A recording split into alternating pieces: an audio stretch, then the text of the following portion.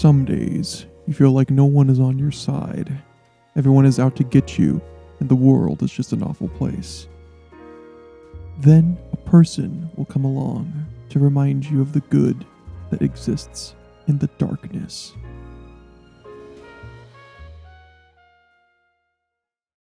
Well, it's finally time to talk about this game, and while it needs no introduction, I'll give it one anyway. Devil May Cry 3 is perhaps the one game most people think about when it comes to the DMC series, and for good reason. Without a doubt, this is one of the best Devil May Cry games out there, but how good is it, and how well has it aged? Well, let's find out. Here are my 2 cents on Devil May Cry 3. Want to know the name? Devil May Cry. So, after the disappointment that was Devil May Cry 2, well, the logical step for the dev team was to just look back at what worked in the first game. There was more of an emphasis on making sure that this game, above all else, would actually be fun to play for once. And, I like to think that they succeeded. There were a lot of things that Devil May Cry 3 added to the series, and this game would mark a bit of a shift for the whole series. So, for Devil May Cry 3, we have a prequel with more stylish cutscenes and a younger Dante who even got mocapped. Honestly, just looking at the cover and some of the trailers for it, it already seemed like a better game than 2. But before we actually get into the gameplay, there is a story, so let's talk about that. 10 years before the events of Devil May Cry 1, Dante just got a new place and has no idea what to even call it. Then some creepy dude named Arkham shows up with a horde of demons behind him. Well, that's not all. There also seems to be this huge tower that has just emerged right through the ground, conveniently near Dante. And wouldn't you know it, Dante's brother Virgil seems to be right there just waiting for him. Not only that, but a seemingly random lady, who Dante just calls Lady, has also decided to investigate the tower. So what the heck is going on? Well, Virgil has teamed up with Arkham to awaken the tower and obtain the power of Sparta. Dante can't let his brother do that, so off he goes. After exploring a bit, Dante runs into this purple jester named, Jester, who seems to both help Dante and also fight him. Well, anyway, Dante ends up fighting Virgil, but unfortunately, Virgil's just a bit too powerful and ends up winning the fight by stabbing Rebellion into Dante. However, as the subtitle for this game says, Dante finally awakens his Devil Trigger form and is back in action. Unfortunately, Virgil just got Dante's pendant and now he has all he will need to get unlimited power or something like that. After Dante gets bored by this fish thing, Virgil and Arkham make their way into the tower, though Virgil decides, I don't really need Arkham anymore, and leaves them for dead. Later, Lady ends up finding Arkham all bloody and we get a bit of a plot twist. Lady is actually the daughter of Arkham. Arkham decides to give her this BS story about being controlled by Virgil the whole time, and Lady just believes him. Virgil ends up making his way to the center and begins the ritual, but oops, it's not working. At this point, Dante finally catches up to Virgil and a fight ensues. After some time, Lady joins the fight, but then shortly after, Jester appears. Or should I say, Arkham appears.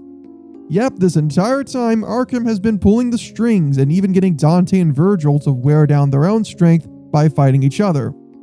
Honestly, pretty smart plan. Though in order to obtain Sparta's power, not only were the amulets and Sparta's blood required, so was the blood of a human, and that's where Lady comes in. So Arkham ends up opening a gateway to hell and, goes in. Dante ends up confronting Lady, who is hell-bent on taking down Arkham all by herself, as, it's her father and all. But after a fight, Dante tells Lady that this is also a family matter to Dante, and as a parting gift, Lady gives Dante her rocket launcher, which is cool, but I never actually used it. So, thanks, I guess. Arkham has found Force Edge, and with the combined power of the amulets, takes the full power of Sparta for himself. Though unfortunately, Arkham can't handle all that power, so he just turns into this hideous blob. And while it is very disgusting, Dante can't seem to beat it on his own, and that's when Virgil comes in. So with Virgil on his side, Dante is able to defeat the powered up Arkham. Arkham is sent back to the human world, where Lady delivers the final blow and then cries over her loss. and a actually pretty emotional scene, I'm not gonna lie. But wait, it's not over yet. Virgil still intends to get the power of Sparta, so Dante's gotta fight him one more time. After an intense battle, Dante ends up winning, with Virgil being stuck in the demon world and Force Edge being taken by Dante. With the day saved, Dante and Lady go their separate ways, with Dante opening up Devil May Cry at the end, and thus ending DMC3's story. Now, right off the bat, I gotta say something. Devil May Cry 3's story is perhaps one of the best in the whole series, and my summary alone can't do it justice. There are amazing videos on how detailed and strong this narrative is. It's a story about family ties, and that theme is showcased well with Lady and Dante. Lady is perhaps one of the best characters in this story, as a matter of fact. She is just a great foil to Dante, who actually already has another great one named Virgil. And I mean Virgil, my god, this character is a fan favorite for a reason. Okay, now they slightly retcon Virgil's backstory in this game, but I don't think any of that matters in the grand scheme of things. And boy, talk about a dysfunctional family though, huh? Though, I have to say, when I was going through the game again for this video, I was amazed on how emotional it got. I never expected a DMC story to get any big emotional response out of me, but you know, it kinda happened. I even like how we get the Devils Never Cry line from Dante when Lady ponders if even devils cry when they lose someone they love. And on the subject of Dante, can I just say I never liked the character more quickly than him? I think it really was that first cutscene where before even fighting the demons, he cares more about finishing his pizza and playing some music. Dante is just more likable from the start and way more energetic here than in DMC1 and especially 2. The mocap on Dante and the cast are all rather good too, and even the VAs do a perfect job. Most of the time. I mean, this is still the PS2 era, so you get what you get, but the performances here I thought were all pretty great. The cutscenes are just amazing, showcasing some great cinematography and direction while hitting those emotional beats really well. After sitting through DMC2, this game was like a breath of fresh air. And while the story is already miles better than what we had before, the gameplay is the real star of the show. Okay, it's time to talk about the game part of this game.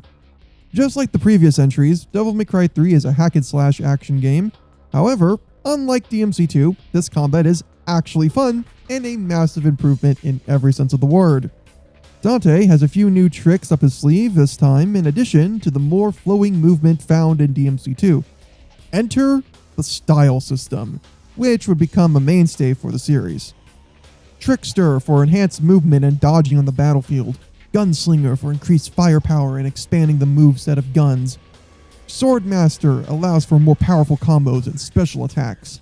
And lastly, Royal Guard that gives you access to blocking and counterattacks. Each one has its pros and cons, but I personally stick to Trickster just because of the air dash. However, a big con of this system is that you can only have one equipped at a time. Like if you wanted to switch to a different style mid-combo, well, you can't. You're stuck with the one you chose before the level began, and can only change to another one after the level is over, or if you find one of these divinity statues in a level. Thankfully, this was changed in the most recent port of Devil May Cry 3 for the Switch. Unfortunately, I didn't play that version for this video, and I don't feel like buying DMC3 for a third time as much as I like the game. In any case, the style system is a welcome addition to the DMC formula, even if I never used Royal Guard. Though the insane things people have done with that style are a sight to behold, believe me. That wasn't the only thing Dante got. DMC3 decides to give players more weapons, both melee and ranged, for even more customization. However, you can only equip 2 weapons of each type at once. This I never found to be that much of an issue for me, as each weapon has its uses. Though some you can only tap into their full power if you have the right style equipped. At the very least, I like the variety, and I also like how you obtain most of these through bosses. Oh, right, the bosses. Well, DMC3 might just have some of the best bosses in the whole series. While the first game had some boss and Dante interactions to give bosses some kind of identity, this game goes all in on that. The Dante scene here is a lot less seasoned than before and always has some witty remark at the boss's expense. Or, he just flirts with them. As you do. In any case, it makes these bosses a lot more memorable, and that's even before you fight them. I think a big factor that makes each of these fights better than the other games comes from how varied they all are. Each boss feels different to fight, even if the base combat doesn't change much over time. Bosses and even regular enemies can also have weaknesses to other weapons. For example, after beating the Cerberus boss, you get these ice nunchucks that just so happen to be very effective on the Agni and Ruda boss. This, coupled with the enhanced moveset and style system, makes combat more engaging than ever before. Though also being able to move the camera around freely helped with that too. Not that I have anything wrong with fixed camera angles, but I'm glad that we've moved past that. However, if I'm going to talk about bosses, then I would be doing a disservice to not mention the incredible Dante versus Virgil fights. Easily the best fights in the game, and there are even 3 of them. It's a true test of skill every time, with each fight progressively getting harder as you gain more abilities and weapons. The first time you fight him is great too. Before this point, all the bosses you fought were big monsters and had unusual attack patterns. Now, here's a guy who moves and attacks just like you do. Sure, Virgil does have his own special moves, but so does Dante. But the main point here is that the Virgil fights, for all intents and purposes, are fights with yourself. I mean, the game has a doppelganger fight, but it's really a different kind of fight, more gimmicky than anything else. No. These Virgil fights are the true doppelganger fights, in a way. The last of these fights really steals the show. Virgil throwing everything he has at you and using his devil trigger mode often.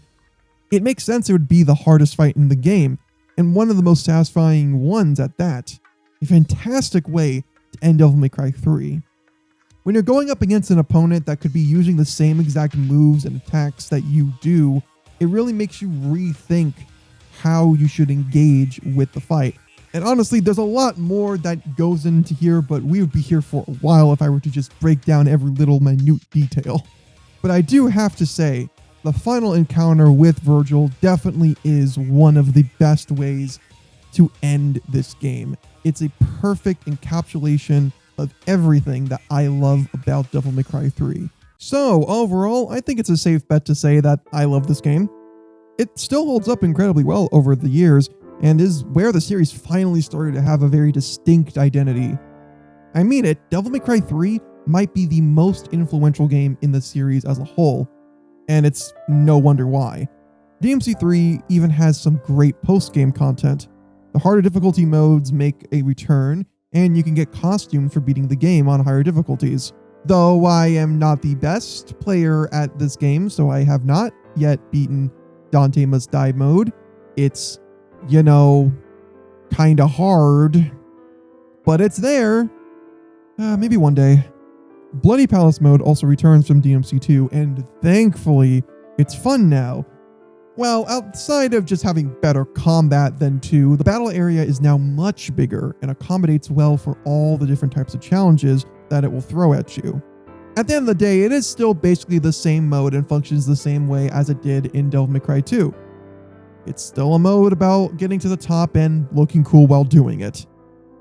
Devil May Cry 3 would also get a re-release special edition, which, along with fixing the difficulty in the Western release, added Virgil as a playable character.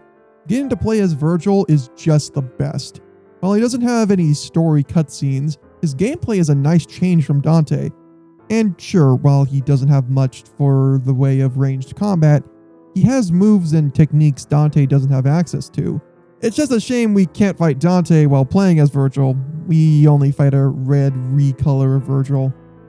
That's kinda lame.